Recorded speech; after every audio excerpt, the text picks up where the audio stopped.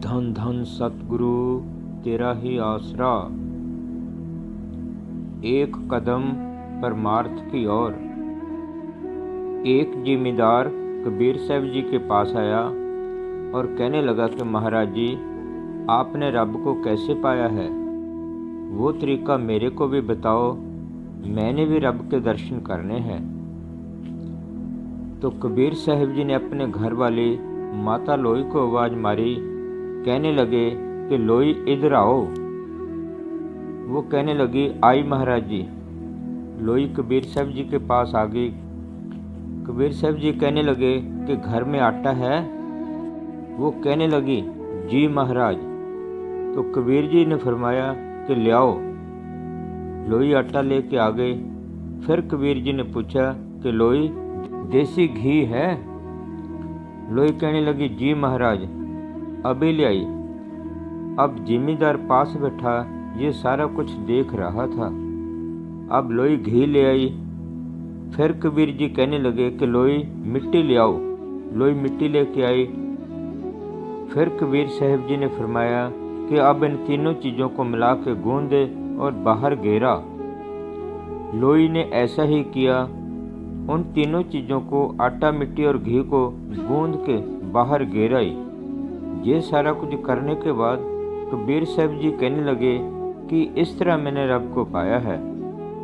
वो जिमीदार कहने लगा कि बाबा जी, ये तो बहुत ही सौखा तरीका है। अब वो अपने घर गया। घर वाली को कहने लगा कि आओ, आज हम राम को पाते हैं। घर वाली कहने लगी कि कैसे? तो जिमीदार कहने लगा कि आटा लिया। घर वाली कहने लगी कि आटे से राम कैसे मिलेगा? वो कहने लगा कि तू बीच में ना बोल, आटा लिया। वो आटा ले आई। फिर जिमीदार कहने लगा कि घी लिया। घर वाली फिर बोली कि तू बता तो सही, इस तरह करने से राम कैसे मिलेगा? तो वो कहने लगा कि तू बार बार ऐसे मेरे से मत पूछ, मैं जो सामान मंगाऊंगा वो आप लाती जा। अब वो घी ले आई। फिर जिमीदार कहने लगा कि मिट्टी लिया। वो मिट्टी ले आई। फिर उसने कहा कि अब इन तीनों चीज़ों को मिला दे, गूंद के और बाहर घेरा। तो ये सारा सुन के घर वाली को बहुत गुस्सा आया और गुस्से में बोली कि तेरी मत मारी गई है। देसी घी में मिट्टी कौन मिलाता है? इतना महंगा घी ये आप कहाँ से सीख के आए हो? हमने ऐसे नुकसान करके रब को नहीं पाना। तो पूज्य परम संत मैनेजर साहब जी ने फरमाया कि अगर हम परिवार में एक दूसरे के साथ मिल के प्रेम से चलते हैं तो राम को पाना कोई बड़ी बात नहीं। गुरु साहिबान फरमाते हैं, एक ने कही दूसरे ने मानी, कहो नानक दोनों ब्रह्म ज्ञानी।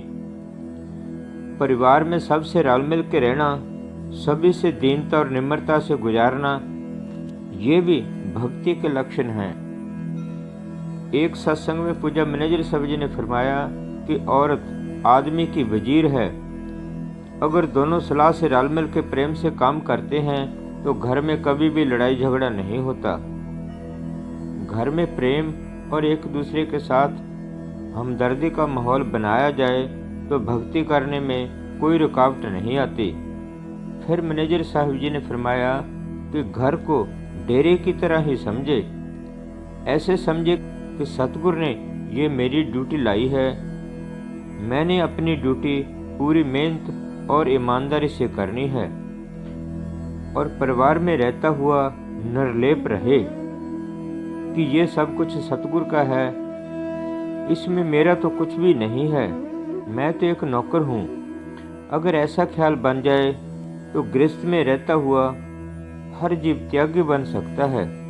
महात्मा दुल्हनदास जी एक जगह फरमाते हैं, जग रहो जगते अलग रहो, जोग जुगति की रीत, दुल्हन हृदय नाम स्यों, लाई रहो दृढ़ प्रीत। जिन प्राणी कर जान्या, घर बन एक समान, घर माही बन जो रहे, सोई साध सुजान। ये तरीका है संसार में रहने का। धन धन सतगुरु तेरा ही आसरा।